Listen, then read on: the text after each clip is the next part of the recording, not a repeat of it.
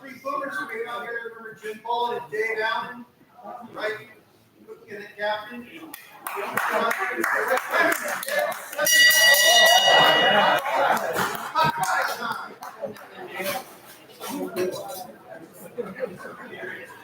Good now? Good now? Okay. Turn it up. Good evening. Thanks for coming. My name is Dan Martin. I'm this year's president of the St. Louis Media History Foundation. Before we start, there's some exciting news I want to share with all of you, and I know it's very important to everyone in this room. The news is the bar's up until 10. Our foundation was chartered 14 years ago when our now executive director, Frank Absher, bought lunch for myself and Fleisch McGilliard's Dave Carino. He said he had a crazy idea, and boy, was that an understatement. But we're still here. We're an all-volunteer 501c3 nonprofit. We've amassed over 10,000 unique St. Louis media artifacts, housing them in our archives in the Kranzberg Arts Foundation Marcel Building here in Grand Center. We've acquired everything from the original equipment that KSD Radio used for what was probably the first remote sports broadcast in 1921, to vintage Budweiser, commercials, and a giant original Bill Malden cartoon. We also have over 100 inductees to our halls of fame, which includes the categories of radio, TV, print, advertising, PR, and digital. We have these induction ceremonies roughly every year, and we fundraise through our annual trivia night. We are committed to preserving and celebrating St. Louis rich media history, and I encourage all of you to visit our website at stlmediahistory.org. Now I'd like to give a few shout outs. Will all the members of our board of directors please stand and keep standing?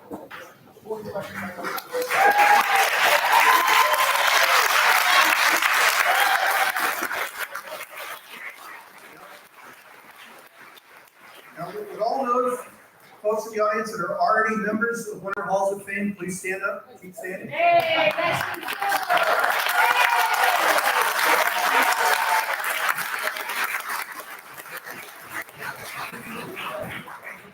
thank you all, and I want to give a special thanks to our dinner committee, Vice President Jenny Westmoreland,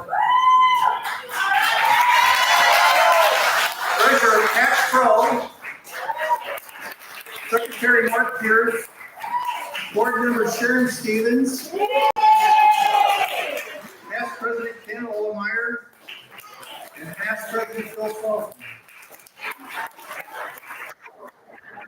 Our meetings are productive, polite, and calm. And these are all the qualities I was unfamiliar with from newsroom meetings. Also want to thank our corporate sponsor, Nestle Creating, for their generosity. At our next board meeting, we will vote Puppy Chow as the foundation's official dog food. Now, because no one ever said, boy, that program is too short. Not only do I have a face for radio, I also have a voice for newspapers. So I will now turn this program over to a professional. I'm sure everyone in here knows Carol Daniel.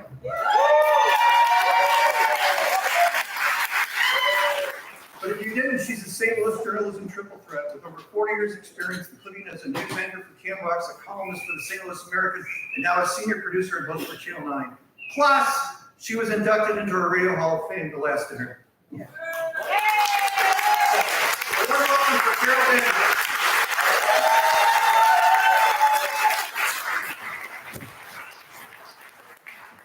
Thank you so much, Dan. Thank you very much, and I will not keep you long. I'm not going to belabor this event because there is a time limit on my Spanx. So please know we will be out of here shortly.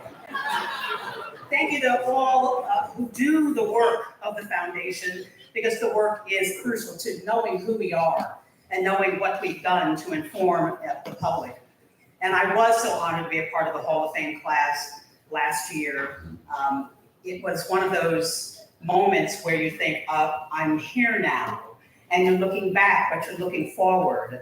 And it was great to be with friends and family that evening, and we hope that the honorees tonight feel the same that I felt last year, because you are important and you are special, and we do respect and love you. So we hope that you felt that this evening, especially over future.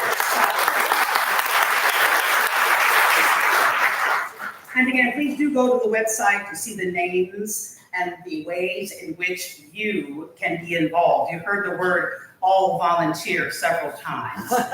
Yes, all volunteer. So we need more volunteers. And I dare say, with the amount of gray hair in this room, many of you have time. And then by the same token, you don't have time. So let's get in there. I'm with you. There's more behind than in front, so unless we're talking about certain life. But anyway, I do want to call this meeting to order, although it is not a meeting. But I am making it a meeting because I would like to change the name of this organization. I think the name of the organization should be St. Louis Media Survivors. Who's a survivor in here? There are lots of survivors in here. But I thought of 3 people who are being honored tonight who are surely survivors. Linda Lockhart, ladies and gentlemen. And Linda and the other 2 I'm going to mention are not survivors of this industry for the obvious reasons. The reasons that include management. The reasons that include, we don't have enough money for pay raises. The reasons that include the purveyors of fake news.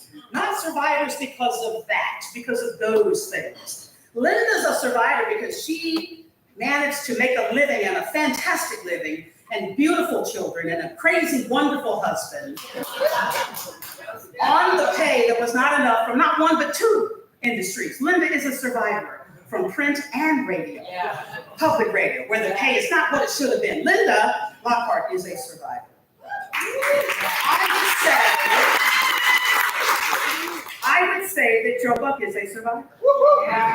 He says no. Joe Buck is thriving, but he's also a survivor. Now, you know how much I adored your father.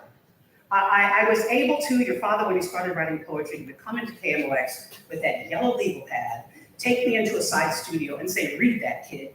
And so I'm there reading, first of all, it's handwriting, and I'm reading Jack Buck's poems.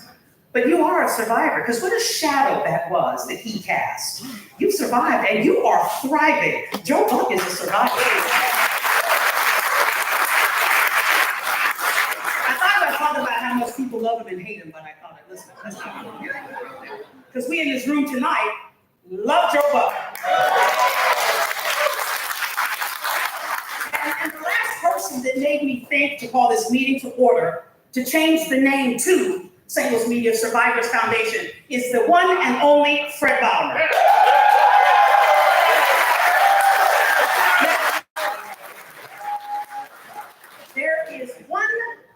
reason and one person that makes Fred Bodimer a survivor. And some of you know who I am talking about. Can you say it with me? Mark Reardon. Fred Bodimer produces a show for the most, can I go there, Mark? Mark and I work together.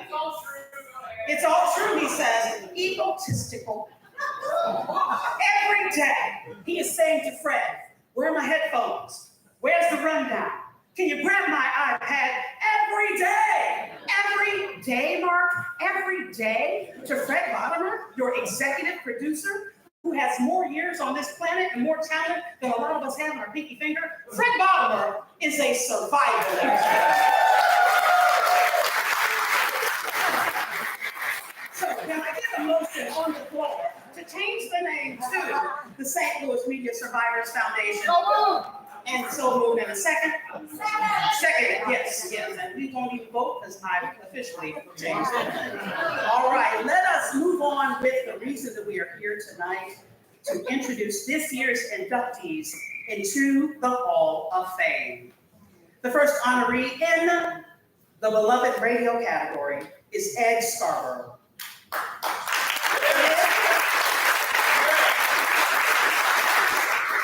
Ed has had a major impact on the airways in the St. Louis market. In the early 80s, he left announcing at KST Radio to become program director at KMOX FM.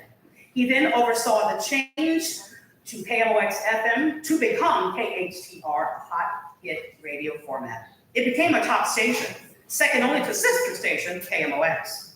He has worked in programming in Los Angeles and other markets since then, but we are here to honor him for his accomplishments here in St. Louis. We are so proud to present this honor to Ed Scarborough. Ed?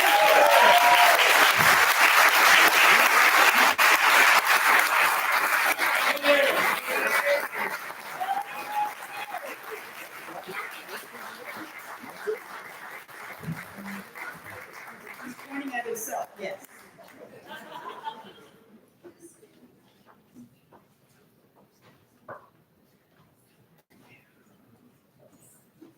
What she said, thank you. Obviously, I would like to thank the St. Louis Media History Foundation and its board of directors for this incredible honor. I am absolutely flattered to be included in a group of incredible broadcasters, many of whom I had the privilege of working with in my years here at KSD and then KMOX. Amazing. As Carol mentioned, I came here in 1976 and I worked at KSD Radio and I loved it there. Until one day, the station changed ownership and it became All News. I was the music director of an all news radio station and I just didn't see much future there. Fortunately, the late Bob Osborne, the kindest man you'd ever wanted, reached out, and before long, I was part of the KMOX FM family. Now, Bob foolishly asked me from time to time, "Ed, what kind of ideas do you have for this radio station that might make it better?" And I would always pepper him with those ideas. And finally, one day, I think he just got fed up and he said, "Look, why don't you just write up a proposal and give it to me and I'll look at it." Unbeknownst to me, he brought it down to the third floor and gave it to Robert Hyman.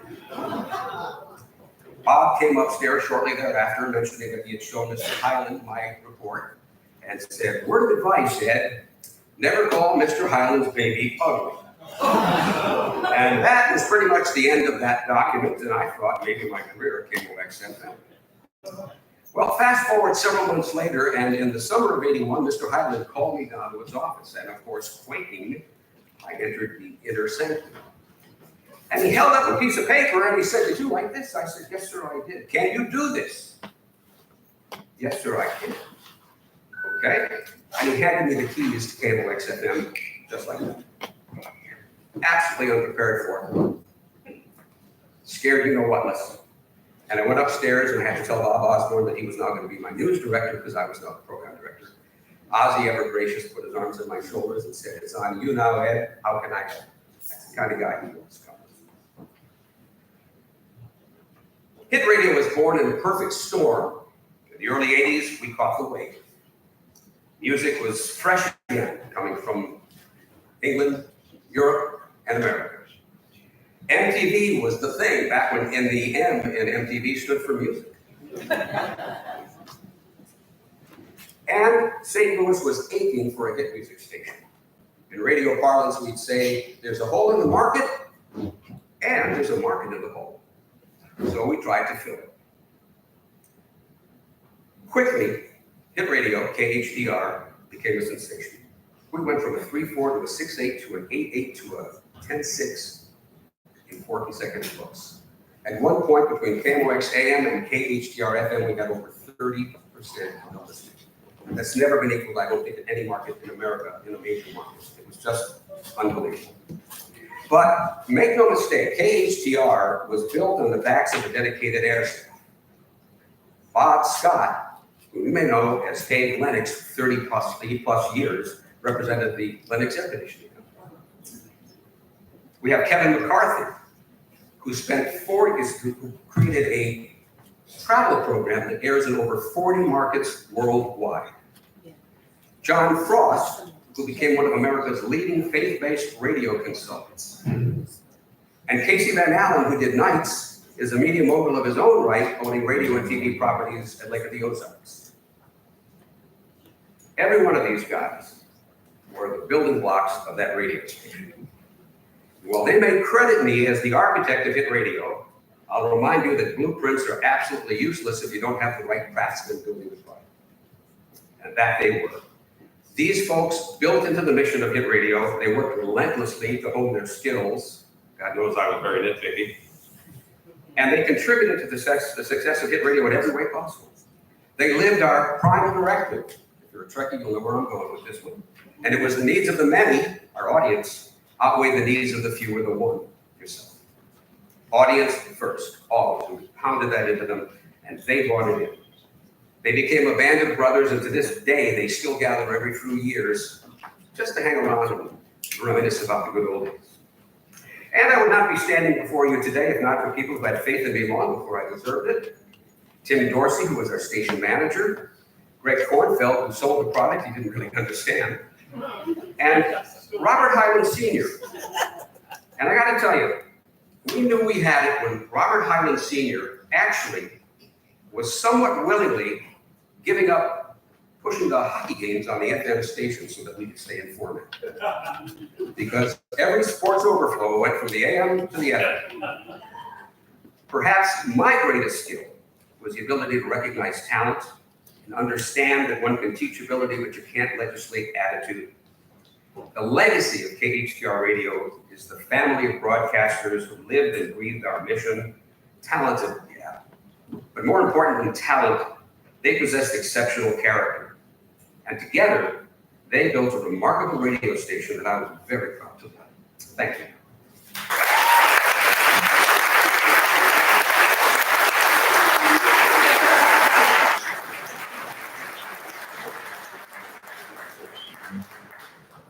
He asked me if he kept it under 4 minutes. I said, I wasn't timing it. No. Congratulations again, Ed, and thank you for the legacy building you've done in the St. Louis region. The second honoree recognized for her work in print, Jessica Z. Brown-Billhymer.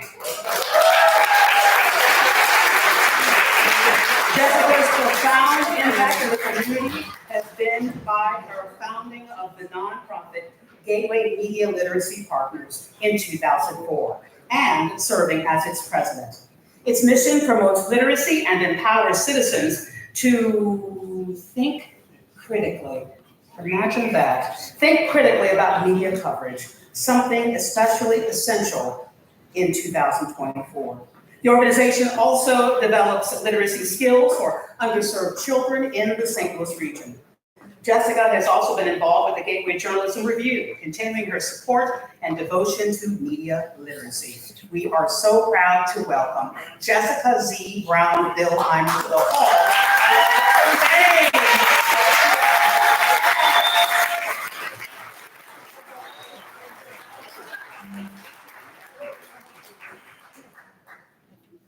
Wow, and thanks for getting that Z in there. My family, Bill and Susie, may they rest in peace. Anyway, lots of things have happened here since I grew gray hair. Some people didn't recognize me right away, but here I am. Little boys are opening doors for me now. Some big boys are opening doors for me now. And I'm getting delightful honors like this, for heaven's sakes. I should tell you, in anticipation of this event, I decided to do something that a lot of people are doing now. I asked my chat GPT about me. I don't go looking for myself very often. First question, what do you know about Jessica Z. Brown-Billhymer? Here's the answer.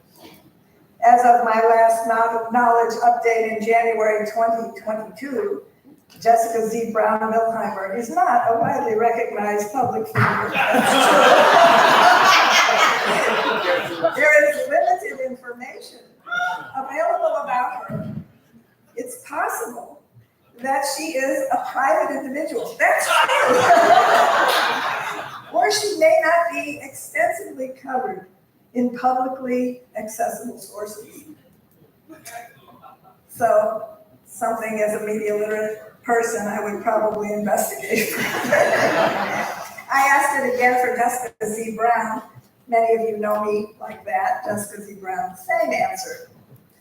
But as evidenced here tonight, the GPT has nothing on the skilled St. Louis Media History Foundation research. You did some old-fashioned digging to get the dirt on me.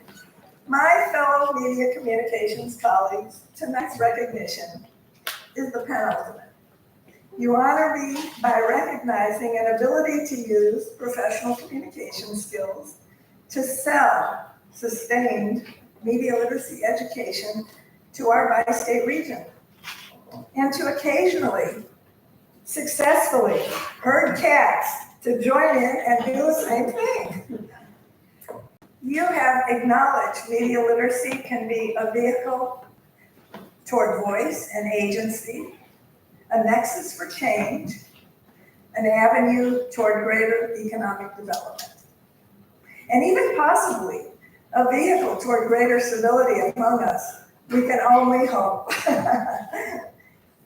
I want to thank Frank Absher. There are not enough shout outs for his devotion to the foundation and to the volunteers and leadership teams in this institution for over many years, a robust work that has continued for decades now, and leadership we should continue to laud.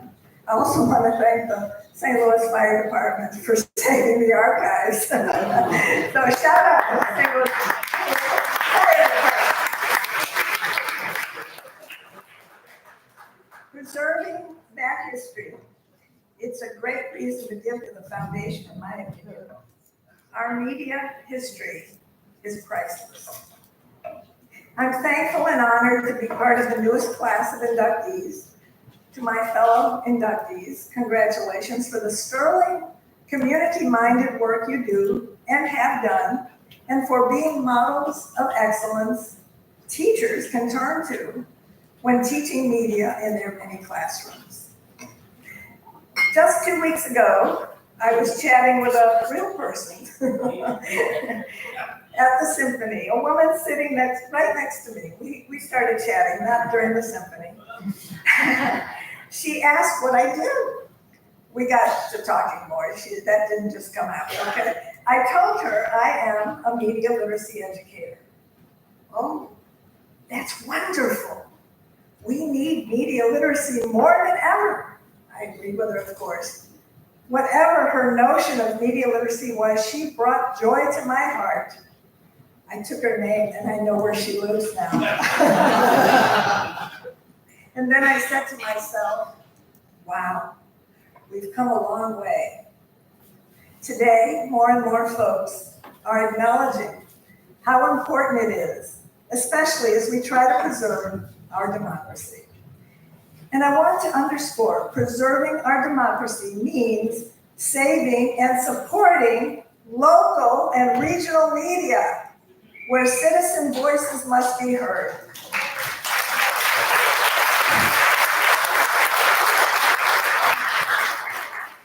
Now, media literacy wasn't always embraced by the media. It took a little bit of engagement and working together to see what would come of it. We have come a long way. My introduction to the term media literacy was as a board member of our Mid-America chapter of NATAS, National Academy of Television Arts and Sciences, in the mid-90s, the time of the V2. The Telecommunications Act of 1996 was quite a time, just like yesterday's hearings, you know, same stuff. Media's getting blamed, of course, and there's something we have to do about it. Naturally, felt the TV industry needed to positively, NATAS felt the TV industry needed to positively respond to complaints about programming. So they came up with a curriculum called Creating Critical Viewers. Can you imagine the reaction of all the GMs at the broadcast stations? What? You're going to teach the community how to criticize the media? Didn't go over very well, but we finessed it. They were relieved to know that NATAS was not going to teach people to criticize the stations, just to teach them to support discerning, critical thinking citizens. So we were lucky we got past that one. My time with CCV was personally transformative, setting my personal agenda for a commitment to media education and the community I live in, and to help democracy by demonstrating the value of local and regional media, where a mix of citizens' voices matter. My mentor, Art Silverblatt, and all the GMLP board members who have served since '04, Chris Miller's here tonight, one of the founding board members. It was an extraordinary time and such work and dedication. So important that I underscore here tonight the early adopting media professionals who helped give our movement voice early on. It was so important. Charles Klosser, Don Marsh, Avis Meyer, Phil Sutton, Betsy Bruce, Don Corrigan, Amy Shaw, Dick Weiss, Janice Denham, Bill Freivogel, Margaret Gillerman, David Sheets, Joan Berkman, St. Louis Press Club, Missouri Professional Communicators, and on and on. And to the teaching institutions, most notably Webster, who have allowed me to bring the joy of media into the classroom, as well as allow me to learn from my own students. I want to thank my husband, Kurt, our daughters, Leslie and Jackie, for being loyal home front supporters. And I want to thank the foundation again for this incredible honor. And tomorrow morning, Kurt and I will be having our breakfast and coffee again, talking about the news.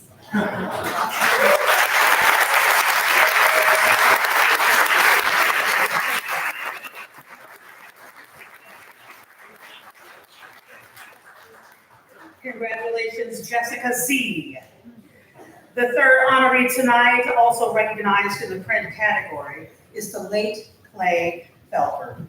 Born in Webster Groves, and of course, a proud statesman, Clay was an accomplished magazine editor and journalist who co-founded New York Magazine in 1968.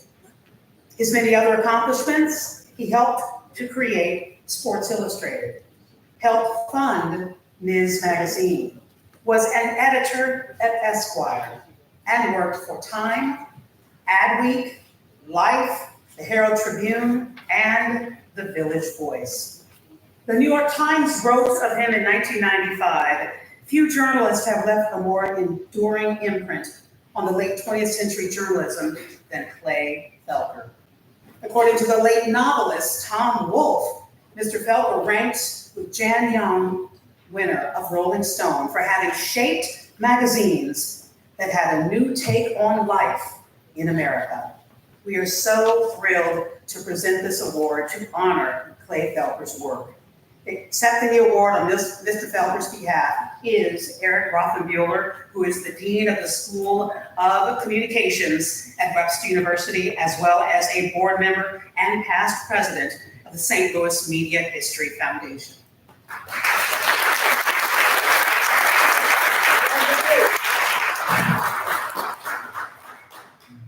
Well, it's an honor for me to even be this close to Clay Felker. His family is deeply honored. We communicated with a stepdaughter, and she wanted to be here, was making plans to be here, but circumstances prevented that. They assured us that he would have been thrilled. For me, I think one of the really important things that we do in the media history, St. Louis Media History Foundation, is in cases like this, recover and revive the local memory of someone born here, but who made their mark elsewhere. And Clay Felker ranks among, I don't know, 3 or 4 people about whom it can honestly be said they changed American journalism. The guy is truly, truly important and foundational in an editor's role, right? And every writer knows how important a good editor is.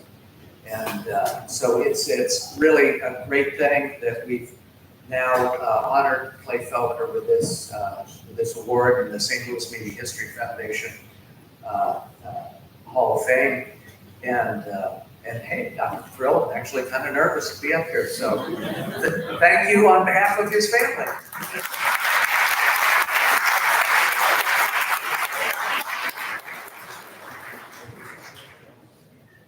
The 4th inductee tonight is the late Jim Palumbo, who is being honored for his influence within the advertising and public relations category.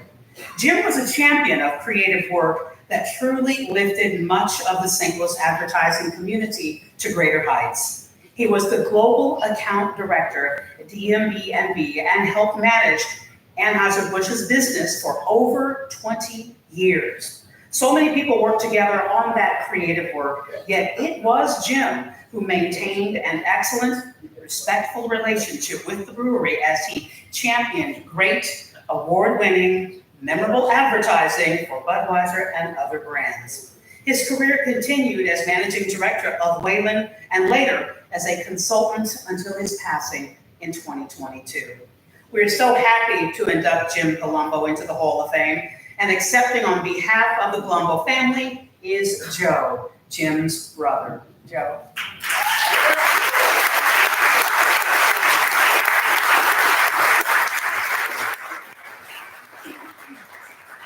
Good evening. Thank you, Carol, very much, and congratulations to all the inductees. I'm actually pinch hitting tonight for Jim Lucas, who was a friend and colleague of Jim's. Jim is sick tonight. Jim would give you the business aspect of this award, and along with his friendship, I'm going to give you the little brother aspect of the award. So for the first half hour of my speech, what I'm going to one of my favorite jackpot books. Jim Lucas and I do agree that Jim would be the first one to tell you that he was just part of a team. Okay? The saying goes, it takes a village. Well, the advertising industry, it just exemplifies that. You've got the client, you've got the agency, they get together. Sometimes it goes smooth, sometimes not. But in the end, you've got the end product. Whether you're pitching coconut shrimp or the king of beers, it's a process. Frogs, Clydesdales, baseball, beer, it's a process. Jim really relished that process, and along with the relationships that he developed during that process. He had many friends, many lifelong friends. If you were a friend of Jim's, you had a friend for life. He was just as comfortable walking into the boardroom at Anheuser-Busch as he was talking to an usher at Busch Stadium. He combined business, friends, and family, and he made it work. One of his favorite sayings that I've quoted several times is he has family that are friends, and he has friends that are family. And I think a lot of you are sitting out in the audience tonight. I met a lot of people from Darcy, and everybody has been very complimentary. What else would they say tonight, right? No, I think they meant it.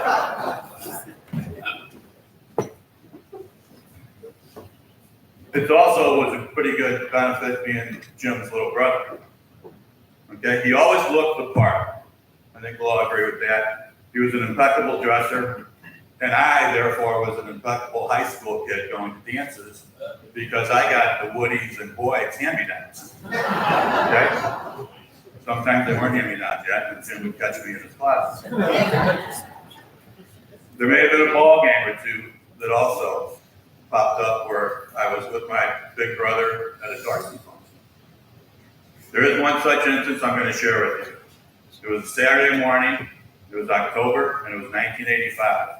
I walked into St. John's Hospital to pick up my wife and my firstborn child and take them home. As I approached the nurse's station, and we'd been there all week, that was back in the old days. We'd been there all week, the nurse's station was in a tizzy.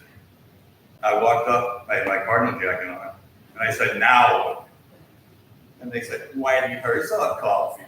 I said, "I told him to quit bothering me."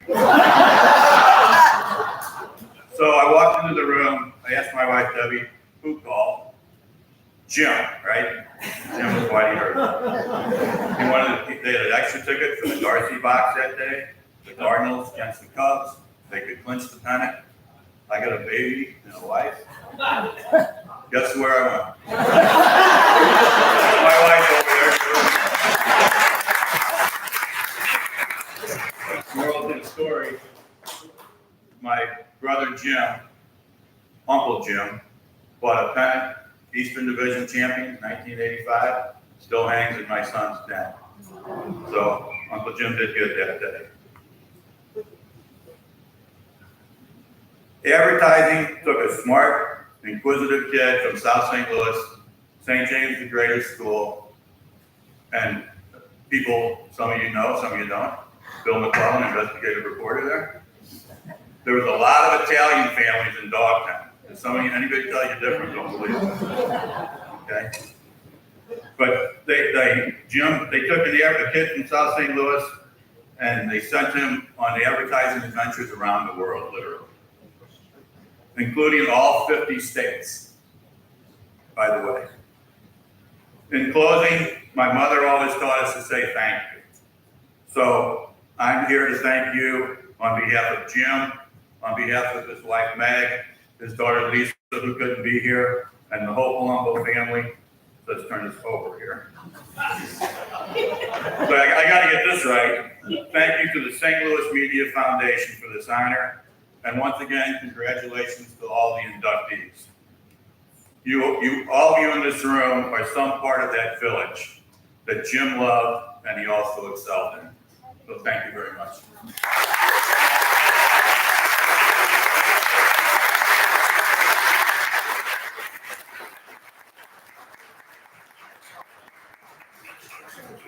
The only thing I remember about that speech was back in the day, women got a week in the hospital.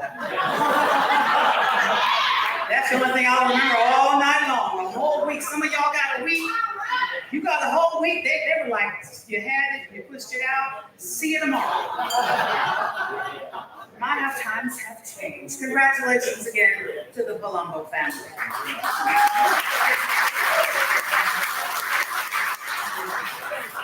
Our fifth inductee tonight is a friend and a colleague, a big sister. I can't act up, do anything, because she will call me out for sure. Linda Lockhart. Linda is being honored in the print category. A native of St. Louis, she graduated from the University of Missouri's School of Journalism. M-I-Z? Z-O-U! M-I-Z? Z-O-U! Right. I flunked out, but I just wanted to. She worked, Linda did, at newspapers around the Midwest, including the St. Louis Post-Dispatch, the Milwaukee Journal, and the St. Paul Pioneer Press. She has many talents. She's been a reporter, a copy editor, Night City editor, assistant business editor, Metro section editor, editorial writer, and national international news editor. She transitioned to online news, joining the startup of the St. Louis Beacon. The Beacon merged with St. Louis Public Radio, and Linda was the copy editor for the station's website before retiring in 2019. not in these notes, but she was called out of retirement to then work at the St. Louis American newspaper. Linda Lockhart is also one of the founders of what is now NABJ St. Louis, one of the earliest chapters of the National Association of Black Journalists. I am so pleased, I am so personally honored to induct the next member into the Hall of Fame, my big sister, Linda Lockhart.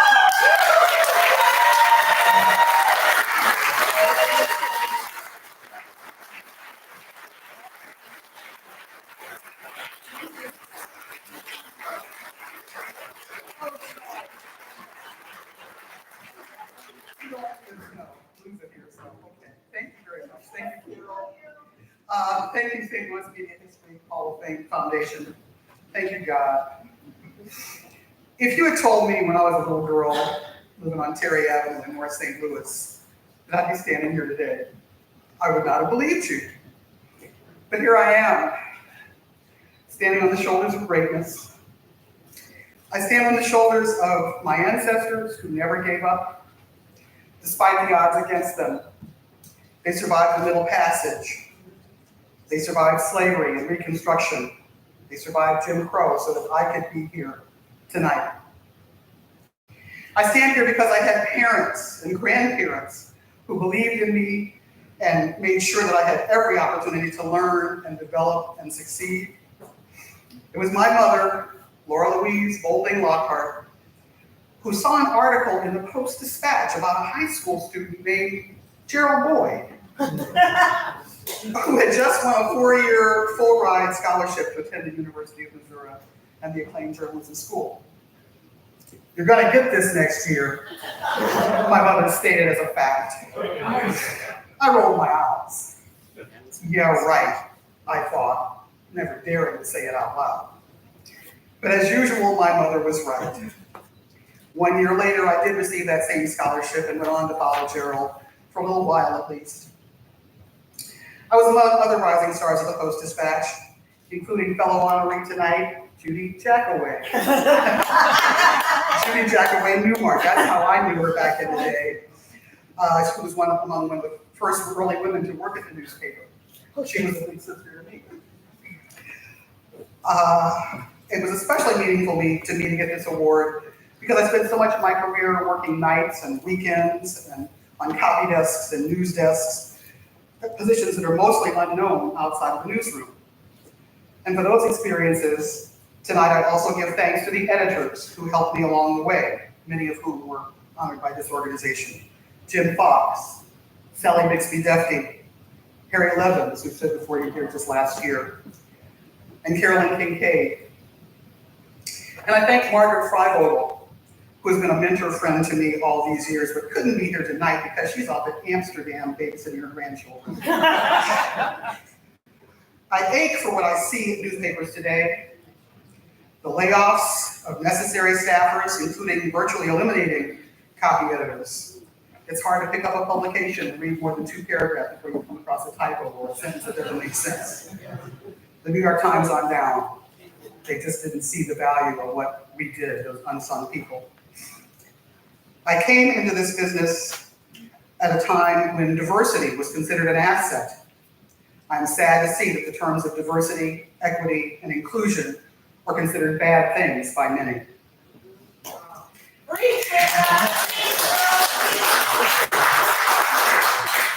It's because of what I learned in my earliest days at the Post-Dispatch that I'm thankful for the opportunities that I had to share my voice and my vision. After the Post and my family launched me into the career that I've loved ever since the start at the Milwaukee Journal, the Pioneer Press, and the Wisconsin State Journal and the Capital Times, both in Madison, Wisconsin. The St. Louis Beacon, go Madison, go Badgers. St. Louis Public Radio, and the St. Louis American. I thank Sharon Stevens and Amos Meyer, who have long been among my biggest cheerleaders. I see you there, Amos. I thank my family who's with me tonight, my sister, Cornelia Levels, my daughter, Rachel Seward, and my son, Paul Lockhart Corus, and my bonus children, Jamal Seward and Amanda Johnson. And I especially thank my spouse and fellow journalist, Stephen Corris, who's put up with me and been with me for much of this wild ride. Thank you very much.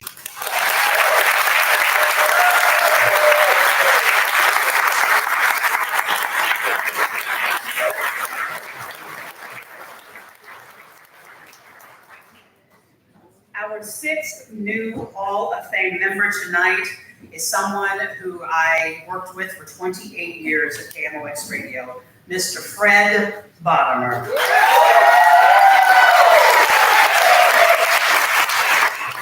Fred is being honored for his work in radio. Another MIZ. He graduated and went right to KMOX Radio, the only job he has ever held. That has to be some kind of record.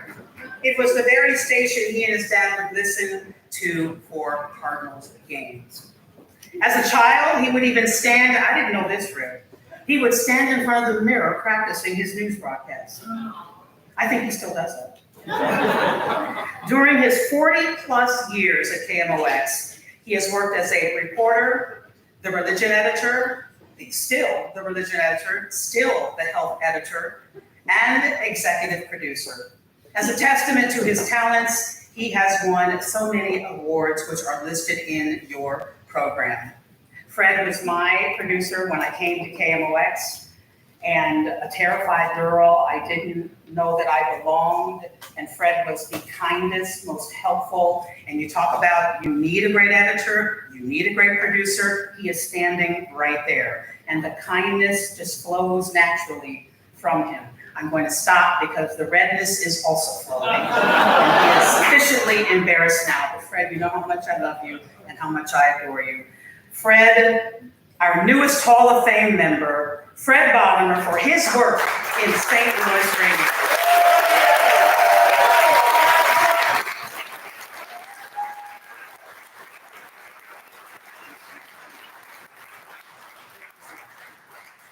Thank you very much. Carol, I can't think of a better person to introduce me tonight. We met in 1995, was when you started at KMOX. And ever since then, every day, you've been a true joy and inspiration in my life. So, Carol,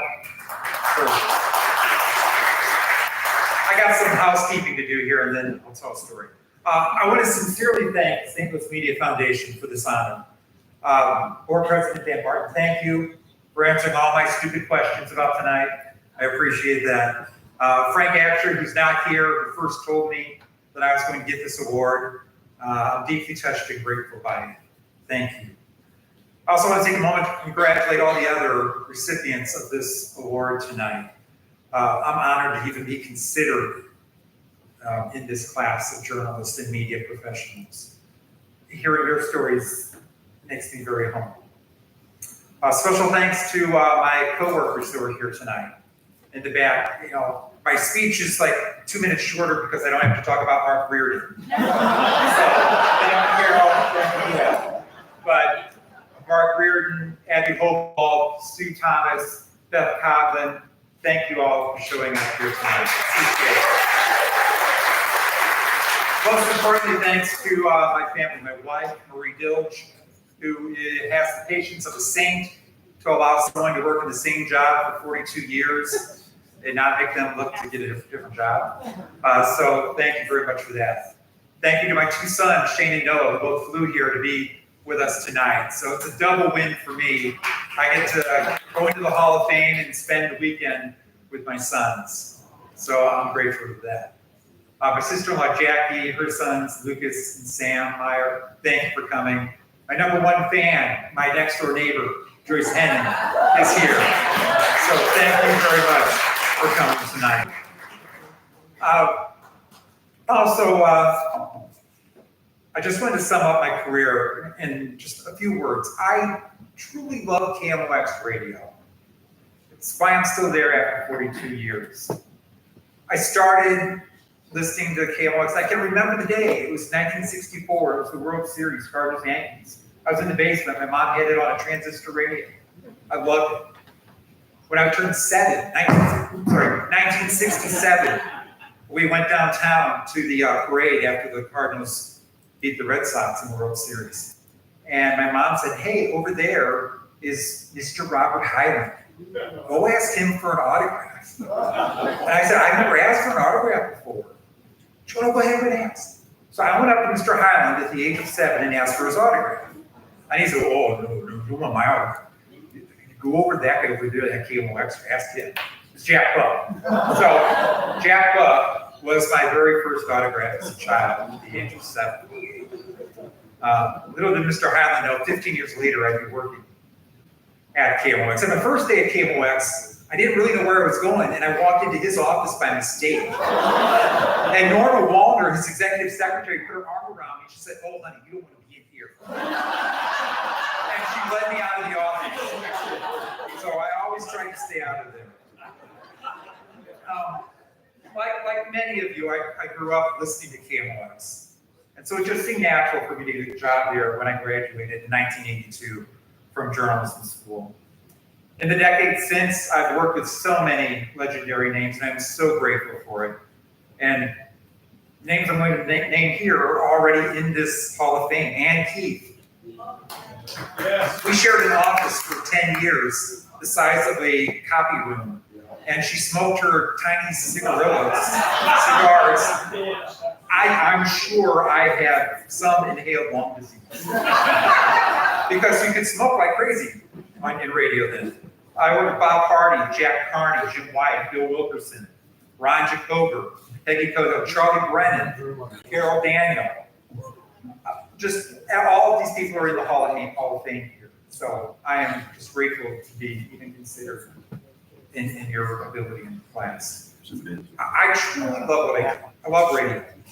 I love the immediacy of radio. You get a story, you get it out. I love the simplicity of radio. You don't have a camera to worry about. You just tell your story. I love telling stories. So I'll tell you a couple more. I'll tell you about two of my favorite interviews. One of them was in 1993. The Dalai Lama was in St. Louis. And I had a chance to do a sit-down interview with the Dalai Lama. So I showed up at the hotel where he was to do the sit-down interview. And he was the only one sitting. He was in a chair. So I had to squat for 20 minutes. And again, I was only 20-something. But I couldn't get up after the interview. And I had to have, like, 3 of the Dalai Lama's assistants help me up. And I was like wobbly. It's like, oh my gosh, the Dalai Lama's stronger than I am.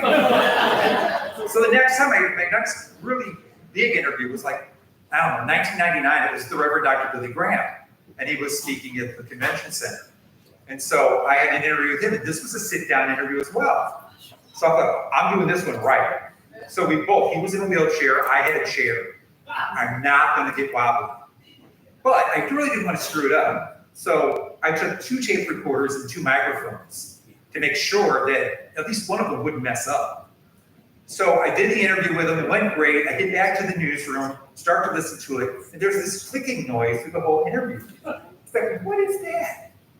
I was so nervous, the 2 microphones were batting against each other through the whole interview. So luckily it wasn't that noticeable, I don't think. So, I think that's it. I'm out of time. Again, thanks very much for this recognition. It means the world to me, and thank you for recognizing all the hard work that goes on behind the scenes with the executive producers, the board operators. People don't realize that everything that they have to do to get a show on the air. And I'm just so grateful that you would recognize us for what we do. And I wanted to thank the listeners as well.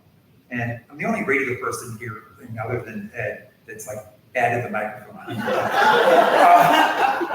Thank the listeners very much, because they take the time every day just to listen to what we have to say, whether it's important or not. I really do appreciate all of the listeners. Thank you very much.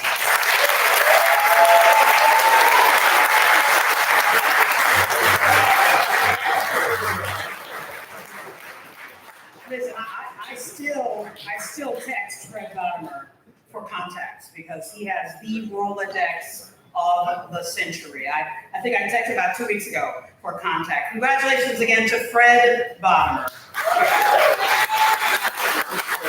The next honorees into the Hall of Fame are Jim Gallagher and Dave Nicklaus in the print category.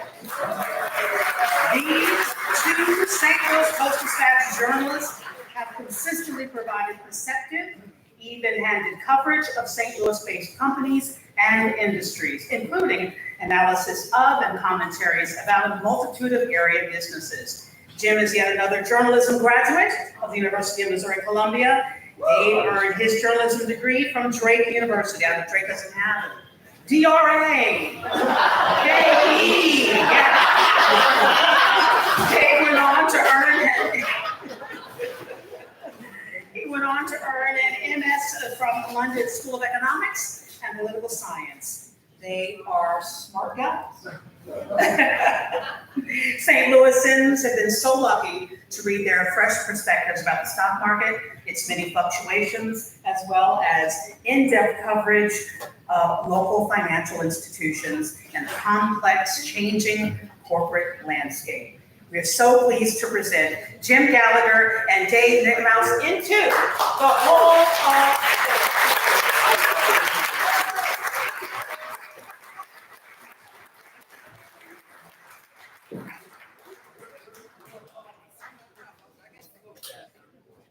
My younger daughter has a great talent for keeping my ego in check. And when I went to her and I told her, I'm getting an award from the Media History Foundation, she said, history? That must mean you're really old. But anyway, I am really old, and I'm really lucky to have been in journalism when I was. Because I was there during the heyday. We had a newsroom of 300 people, bureaus all over the place. 6 state reporters in Washington. And, of course, we know what's happened to the journalism, basically the newspaper business over the last 15 years. I was lucky to retire, from journalism. And I look at my young colleagues, and I think, will they be as lucky as I am? Will they be able to retire from print journalism, when they reach my very old age? And I think the answer is probably yes. I was a business reporter and I look at the numbers.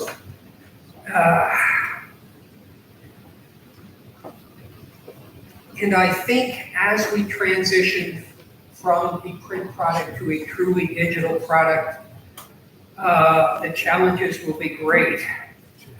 There may not be enough money to satisfy Wall Street from simply the digital-only product, let alone finance the debt and also run a newsroom hefty enough to keep the readers coming. There might be. I'm predicting the future, and that's very tough. But intelligent readers will still want reliable local news, more than broadcasting, because they don't have the time. And they'll pay a limited amount for it. So if the for-profit product doesn't work, and it may not, there will be still a good opportunity for a nonprofit future for written word journalism in St. Louis. And I suspect that's what may very well happen. So to my young colleagues back there, hang in there. You do have a future. Of course, I want to thank the Media History Foundation. This award was totally unexpected. It came completely out of the blue. The way we operate in the news business, certainly our ethics, the way we pursue news, the way we pursue truth, the way we try to get behind what's actually happening out there, a lot of that procedure, a lot of those ethics stem from those who came before us. And you are not letting us, you're helping us remember who those people were. And that is a valuable contribution. Thank you.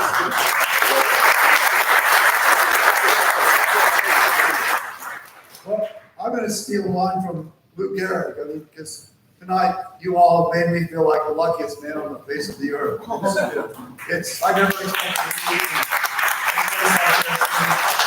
this kind of recognition. I actually started in journalism on about as lower rung on the ladder as you could find. When I was in high school, I took a job at the little weekly newspaper in my Iowa hometown called the Advt Star Enterprise. I wasn't writing, I wasn't editing.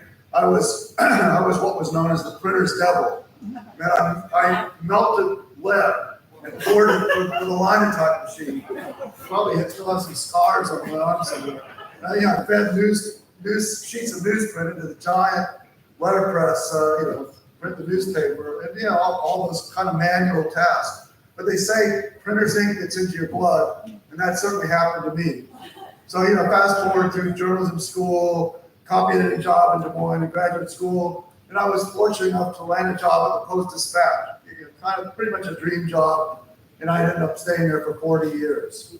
And much of that period, as Jim said, it was the golden age of newspapers. I mean, circulation was high, revenue was growing, we were expanding, coverage. In particular, it was the golden age for business journalism. I mean, publishers in that period, 80s, 90s, early 2000s, were realizing that readers needed to understand what was going on in the economy and in the companies that readers were dealing with as employees, as customers, and investors. St. Louis went through more than its share of economic upheaval during those 4 decades, and I hope that my columns and stories help readers understand why those changes were happening. Later in our careers, we started a video series called The Bottom Line, which I guess is why we're being recognized as a pair. Jim and I it was the greatest job on earth. We got to go drink beer on the company dime, and talk business at a bar, and get paid for it. It was, but I hope that helped. Explain the economy to people. I think that's important. I see less of that kind of coverage these days, which is concerning. But I hope perhaps someday that will turn back around. I'd really like to thank the foundation for this high honor, especially Dan and Frank and everyone who's helped sustain the foundation over the years. It's really important. Also like to thank my editors and all of the colleagues, some of whom are here, and including Jim, who I actually hired at the Post-Dispatch, one of my management stints. They all made the Post-Dispatch a fun place to work. It's really hard to explain this to people who work in other industries, but there's just nothing like the camaraderie of a newsroom. It's just fun. And finally, I'd like to thank my wife, Carol, and my kids, two of whom are here with us tonight, for supporting me and putting up with the sometimes irregular hours that journalism requires. I mean, as they say, the hours were long, but the years were short. I'm truly humbled to be honored alongside so many luminaries, so many giants of the profession. Thank you.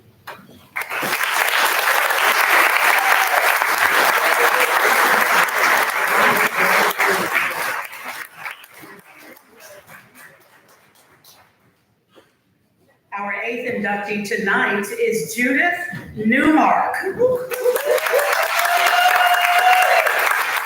is being recognized in the print category. Fresh out of Bryn Mawr College in 1975, she joined the St. Louis Post-Dispatch staff. Another talented woman wearing multiple hats. She was a reporter, a parenting columnist, beauty editor, fashion editor, and editor of the PD magazine. Her most enduring contribution, however, was as theater critic. She worked closely with the late Joe Pollock and later succeeded him as the paper's primary reviewer. Besides reviewing large and small productions over the years, she began the annual Judy Awards to recognize the best in St. Louis area theater. Judy retired in 2018. We are so delighted to welcome Judith Newmark into the Hall of Fame for her work in the print category.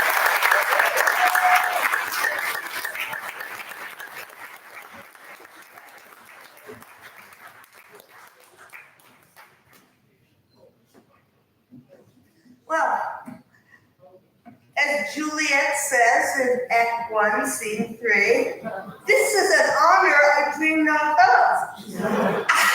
I never would have thought, never, and I am so thrilled. I want to thank the St. Louis media, not journalism, media, sanitation, and so many, Dan and Linda, and there's not a table in this room where I don't, there's Bill, there's Eric. These are people, Maggie, I have worked with every day for the 46 years that I spent at the Post.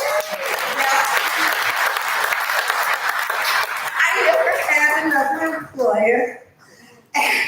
6 weeks out of college, and man, every day was something different, which I think is what makes this kind of work so appealing, particularly for people who don't have a lot of stamina. I vividly remember a day when, because of the length of time I worked at the Post, I went through many variations, design changes of the building. And at one point when we didn't have desks, we had cubicles. And John Michael McGuire, left alone, and we were cubicle mates. And we started chatting, and we gradually realized that we had acquired a little group around us.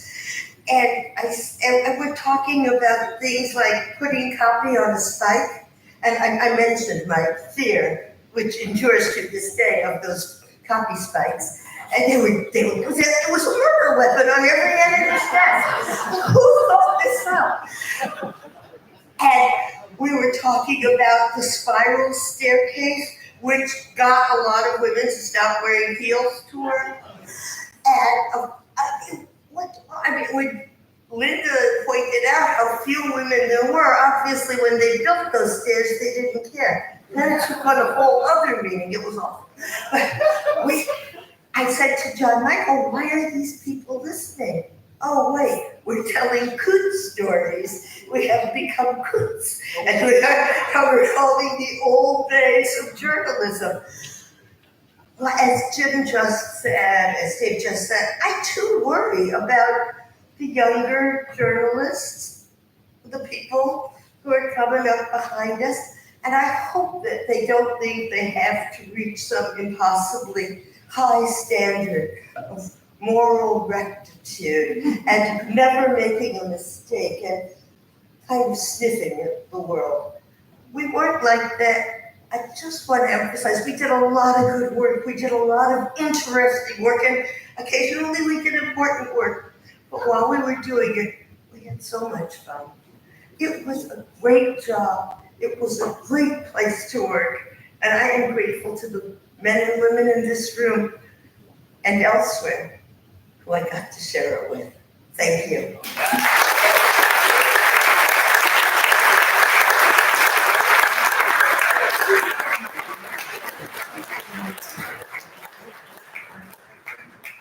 The final inductee is none other than native son Joe Buck. What?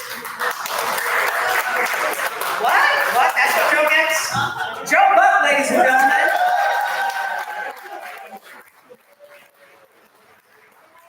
We induct Joe tonight for his accomplishments in television. Oh. Joe, we'll get to you in a second. Tell the limo driver to circle. Okay, and you tell the Uber driver that you're going to be there. Okay, all right, thank you so much. Tim, I'm so sorry. 9 inductees!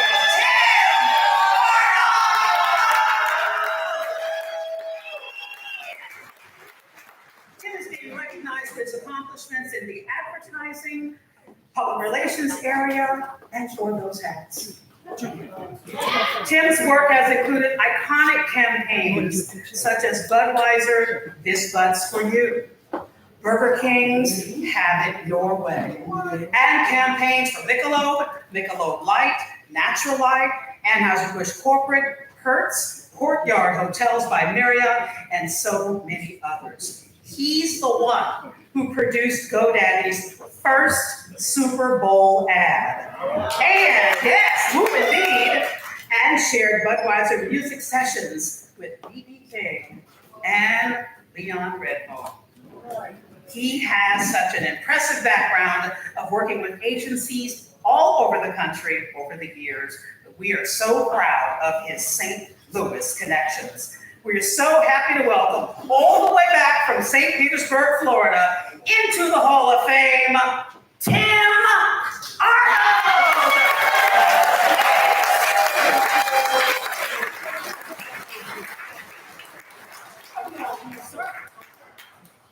Just my notes for the talk. Wow. I've been blessed with some incredible adventures in this advertising business. And my first 10 years in the business were here, like she said. And, I've run into situations where you sit there and you go, how did I get here? What am I doing here? Like sitting in the dressing room at Kiel Auditorium with James Brown, talking about Budweiser and God. Or renting out a closed restaurant down on the hill for a private dinner after the Who and a concert here. And of course, I stood up in the middle of dinner and said, this was for Who? Pete Townsend laughed, yeah, the rest of them kind of smirked. It just, so you kind of accept as if, you get away with it. It's 7:30 on a Sunday morning. I'm in New York City. Turned a 5-minute meeting with Lauren Michaels about a new campaign we were going to do for Budweiser young adults, running exclusively on Saturday Night Live, into a whole week there and going to the show, and then going down after the show to the private blues dumpable bar that Danny Aykroyd and John Belushi owned. And at 7:30 the next morning, there's 3 people left in that place.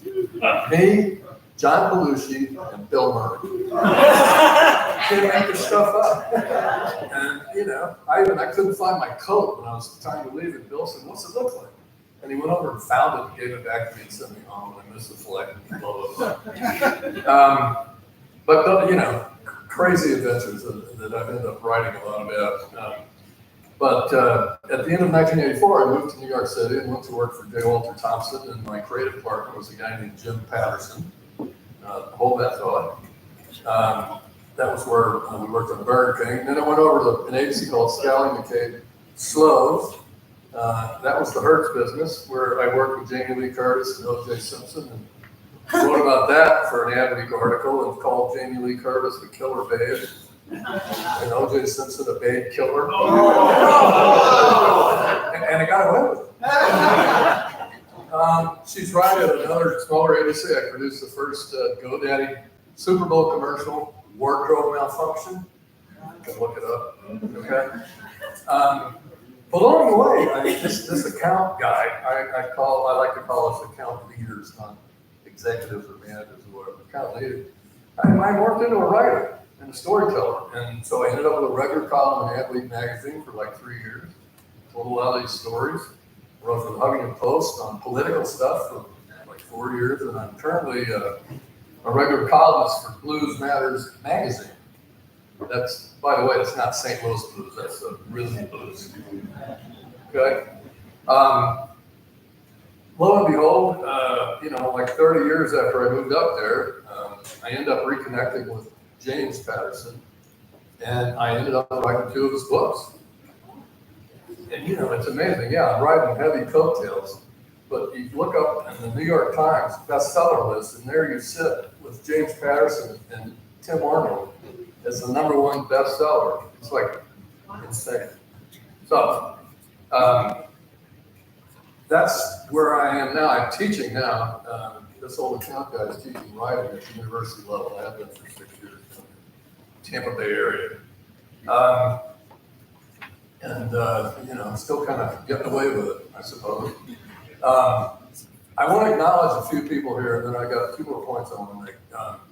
First of all, my longtime client and partner is here, Jack McDonough from Anheuser-Busch. He was the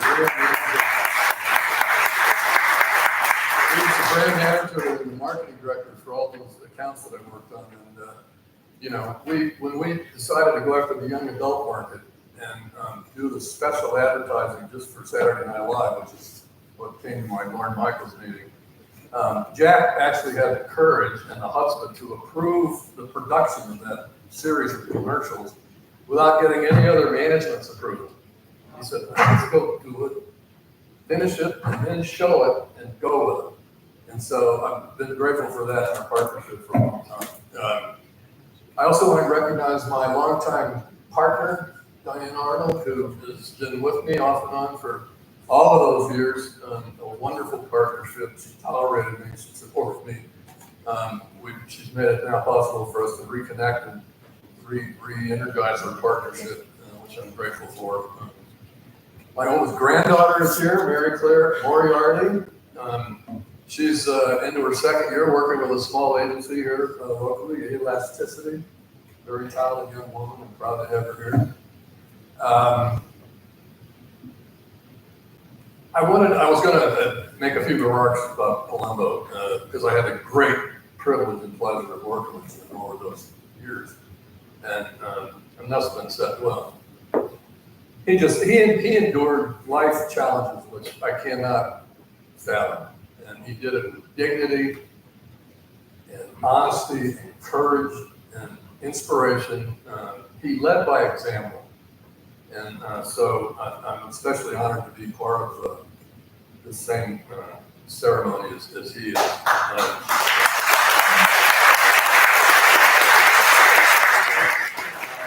Artie Dwyer's a member of the Hall of Fame from the media end.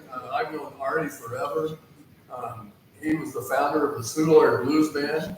I hired them to do a kick-ass This Buzz For You radio track. It was killer.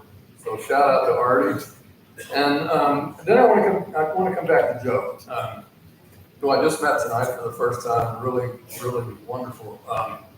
I worked with his father, Jack, over the years when I was on Budweiser, and I've sat many times in the broadcast booth with him and Mike Shannon, and I got to know him pretty well. And so the day I'm resigning at Darcy and moved to New York, I turn in my resignation and I go downstairs.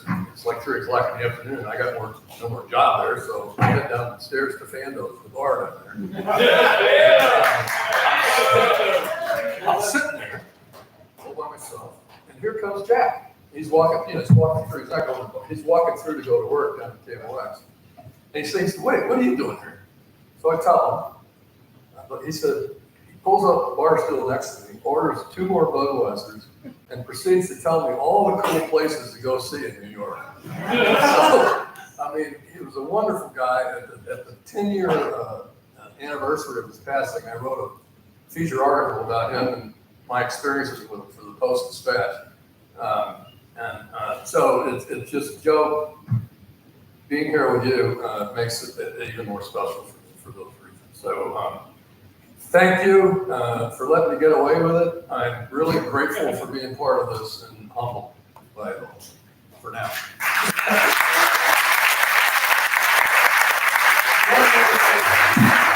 One more thing.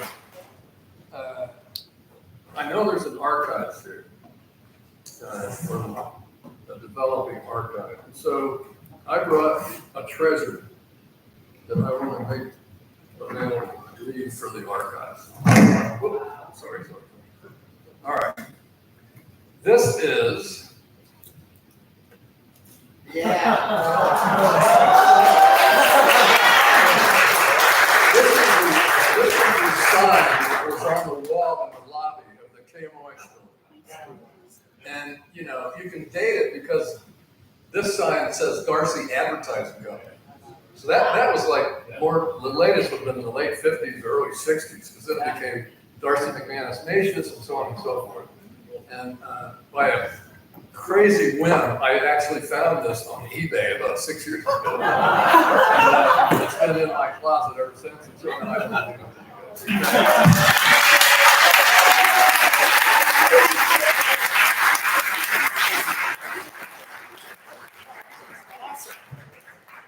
One one more time for Tim. Thank you. Tim Arnold.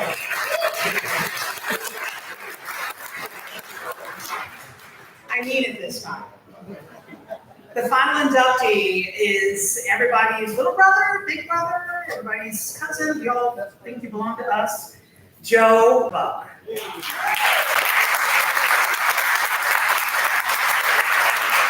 Of course, son of 2006 Hall of Fame member Jack Buck. Joe's career seemingly transitioned seemingly easily, from radio to television. He worked for Fox Sports in the 90s, doing play-by-play for the National Football League and Major League Baseball coverage. He's earned numerous awards, including 10 Sports Emmy Awards. He is now at ESPN, where he is the lead play-by-play announcer for Monday Night Football. We are so thrilled to welcome, and these are the words on the page, and this is the title of his book, self-proclaimed lucky bastard, Joe Buck, into the Hall of Fame in television. It's so cool for the Nepo baby to get to go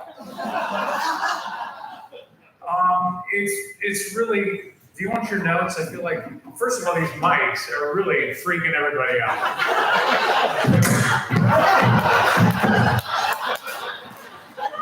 Okay, now they don't work. Good. You're gonna have to yell, Carol, get back up there. Hi.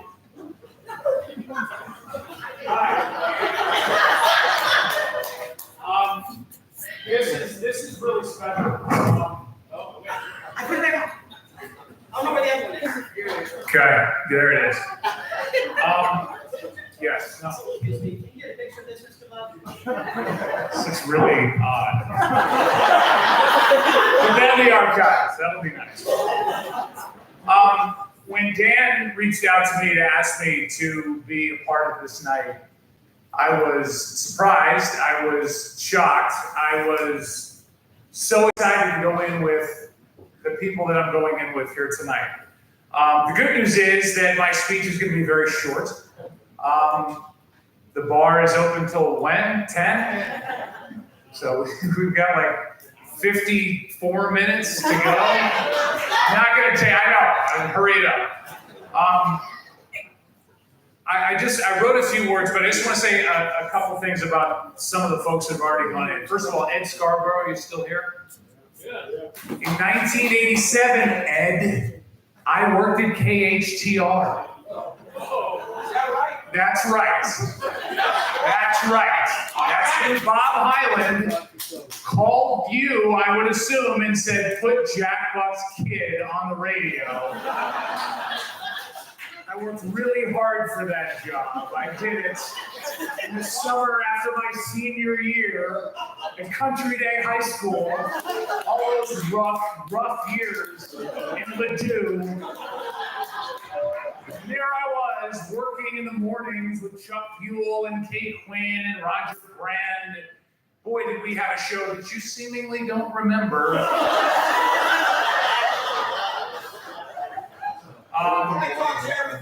You did. I heard. I felt like you were talking directly to me in your speech. So thank you for all that you did for me, for saying yes to Bob Hyland and putting me on your air.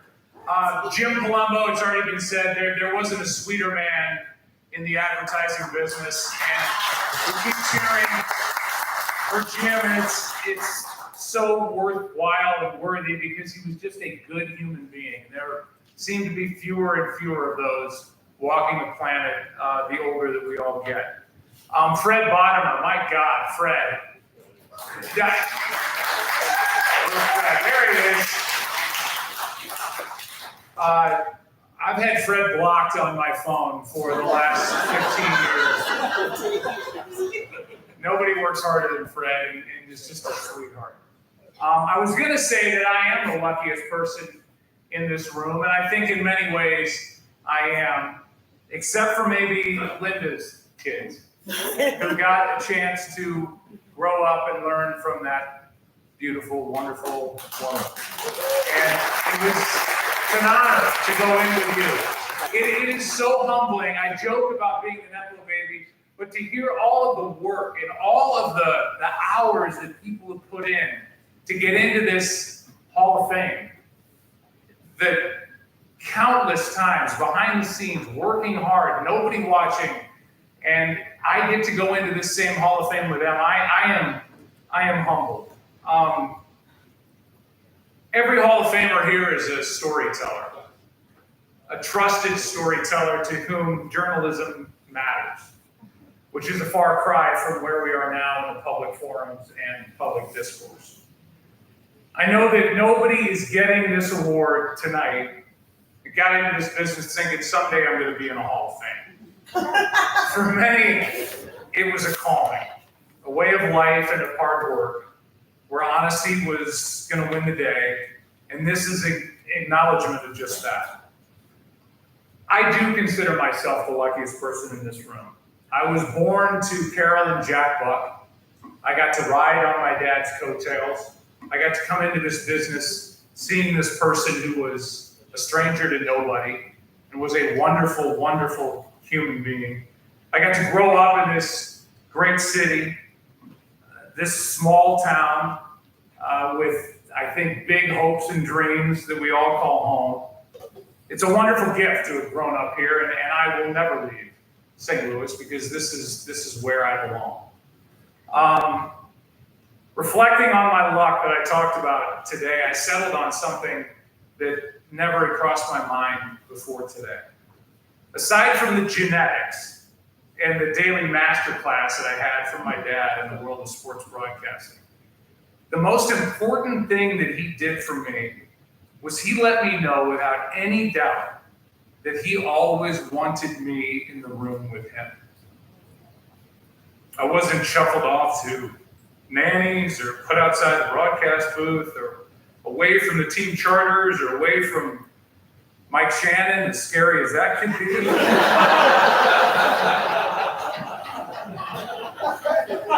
He gave me the confidence and showed me that I mattered to him by allowing me to sit in the room when he did Camo X interviews from his desk. I knew when he got that deep voice on and he was serious, that if I wanted to sit in that room, no matter what age I was, I couldn't make noise, but I was just mesmerized by watching him do what he did. It's weird that I still think of myself, as I stand here today, as the 21-year-old on the Cardinal broadcast, or the 27-year-old at Yankee Stadium calling my first World Series. I'm not. I'm a 54-year-old middle-aged man who still, in his mind, tries to prove himself to a doubting public or to that little voice in his head that says he's not good enough, while on the outside faking it as best as I can. I remember as a kid, and I'm wrapping up, so the bar is like literally a minute 30 away, that when my dad would leave the broadcast booth, and there would be a line of people and other kids outside the booth at Busch Stadium waiting for his autograph. And even at his sickest, he would stand there with Parkinson's and sign autographs. And I would kind of try to run interference later in my life, and he'd say, don't worry about it, kid. I'm not worried about shaking, let them worry about it. When I was a kid, I could not stand close enough to him. I wanted everybody in that line to know that that was my bet. The most important thing I can say about myself is that I'm an extremely happy married man who's crying, with 4 unique children from 27 down to 2 5-year-olds, one of which has pneumonia, who I was on the couch with last night while my wife was traveling home, so I'm on about 2 hours of sleep right now, so that's why I'm crying. And I'm actually thinking about that I have to go back to him tonight, so that's why I'm crying. I told my wife this was like a 2-day event, so you run into this woman named Michelle, there's no blow it for me. It's those people that I answer to in the end, as I try to be the best husband and dad that I can be. Thank you.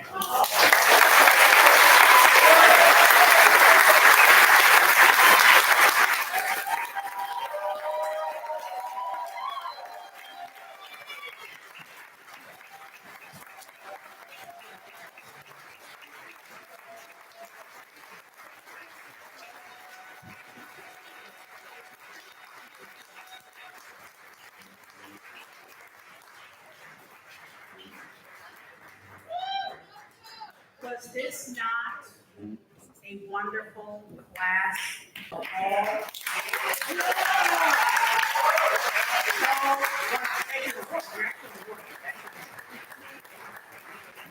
One more round of applause for all of our inductees.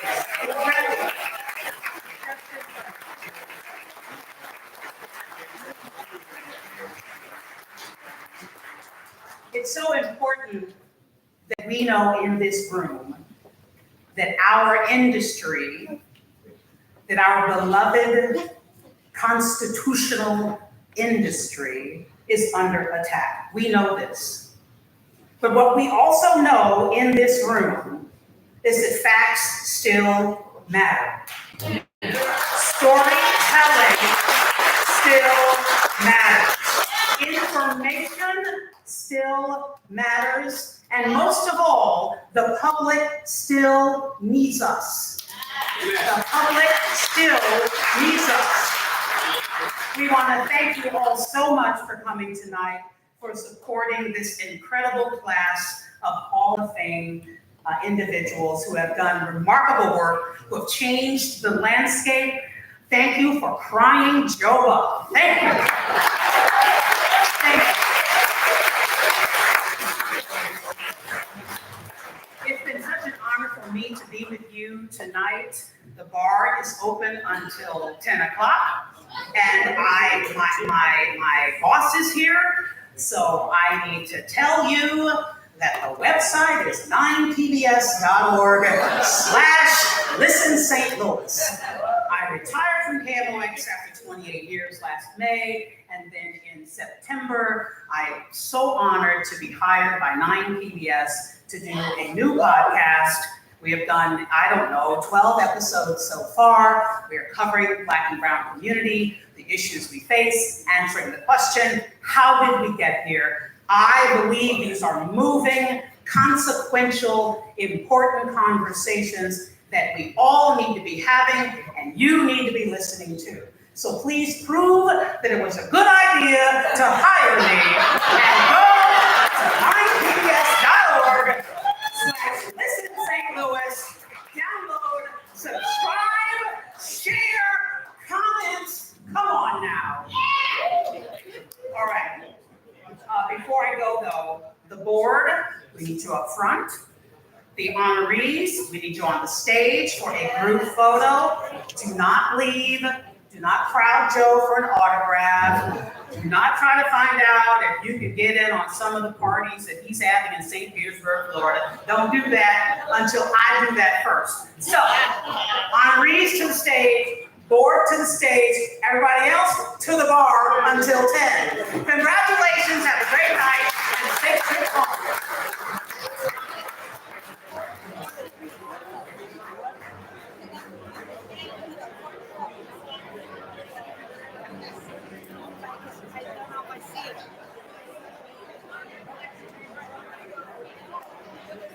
Honorees to the front right now. Honorees to the front.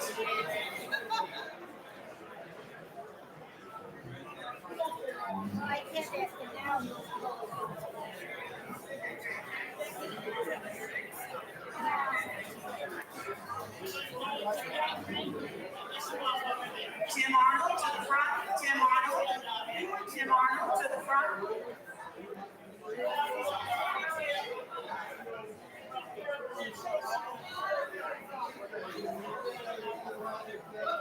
Linda Lockhart to the front. Linda Lockhart to the front.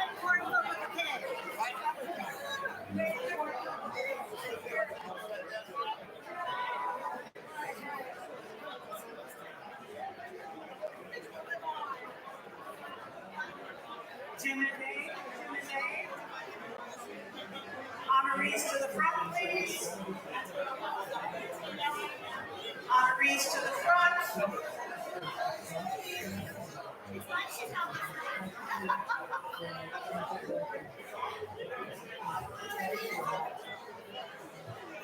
Jessica C. Where is Jessica C? Jessica?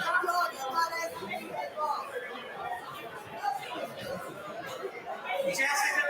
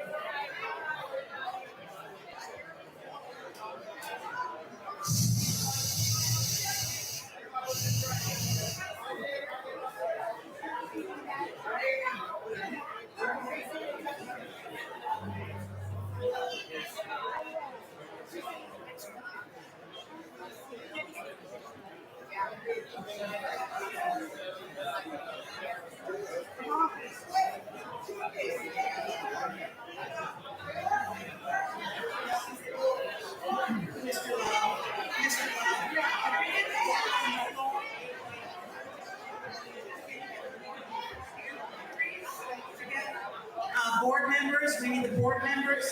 Honorees, stay on the stage. Board members on the floor. Honorees, come down on the floor. All right, We have board members on the floor. Honorees, can you step forward? Linda, Jude, step forward. Everybody, honorees, step forward. Step forward. Joe Buck, step forward. Everybody, Fred Bodimer, step forward.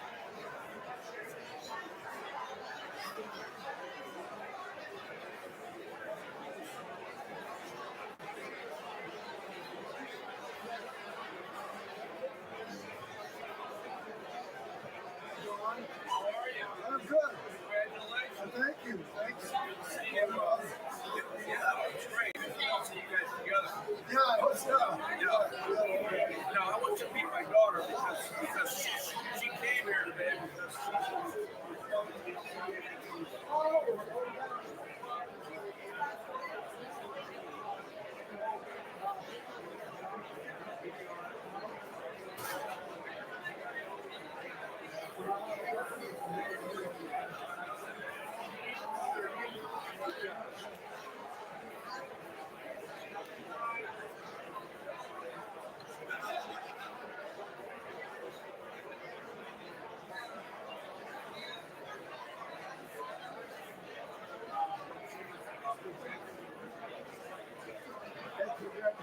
you so much. I appreciate it. Yeah, nice to meet you. You got everything,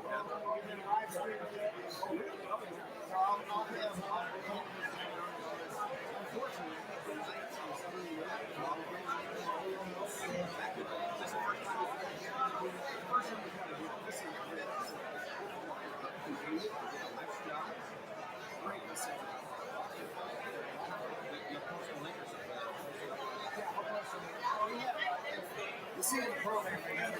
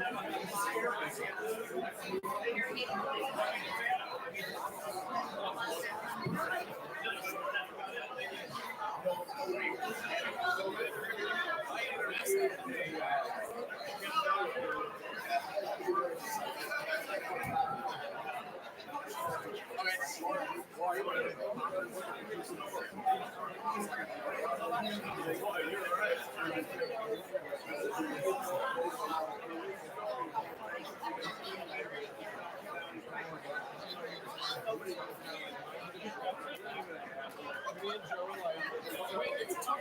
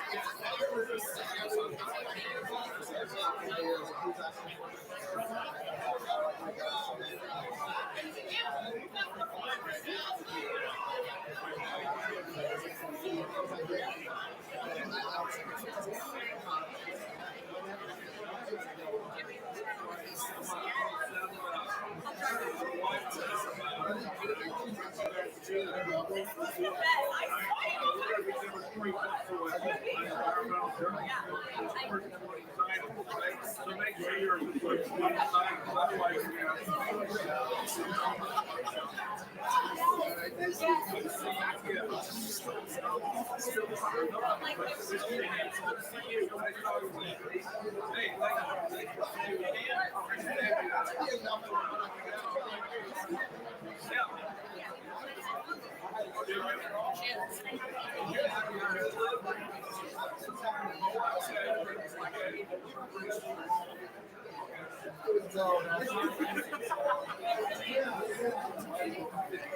Oh, yeah.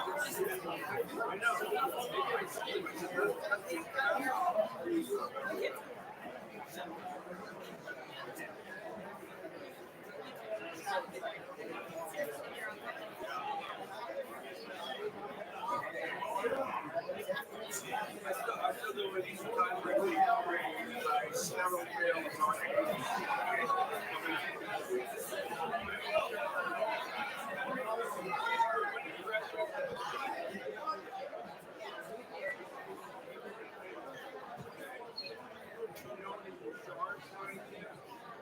My wife.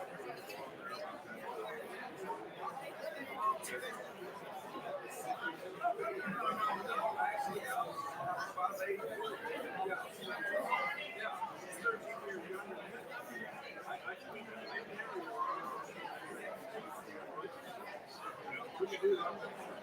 I was with my students. We didn't stay until after the I don't want to be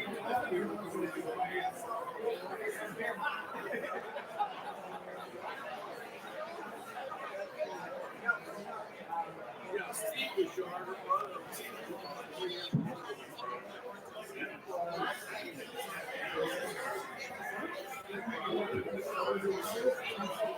He could have been burned out. Definitely burned out. But he became a lawyer.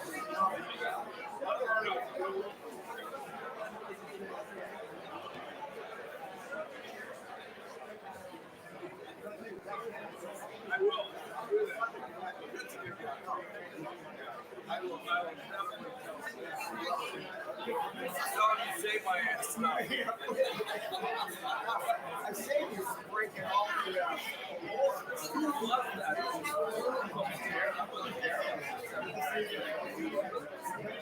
Yeah.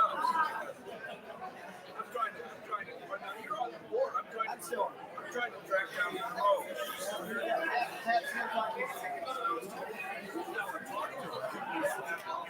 She worked with my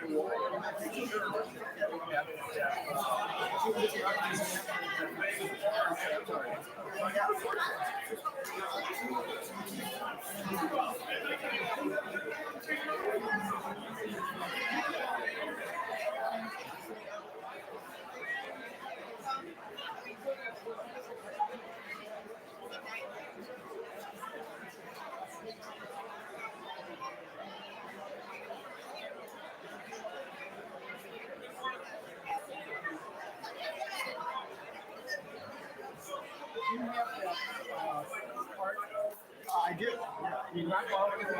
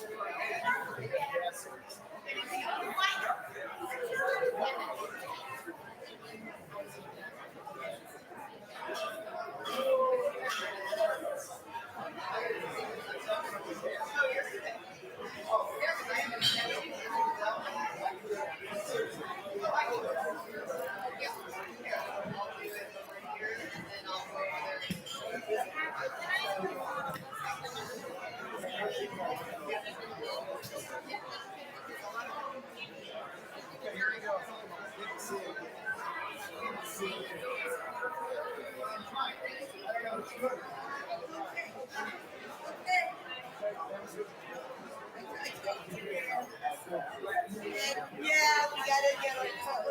Oh, they got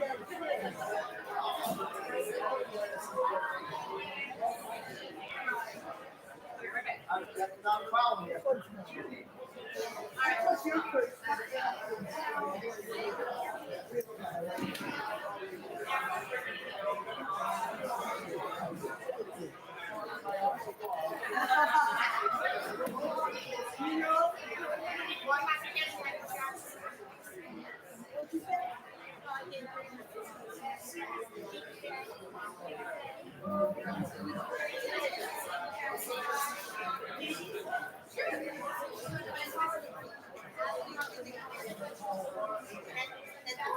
Just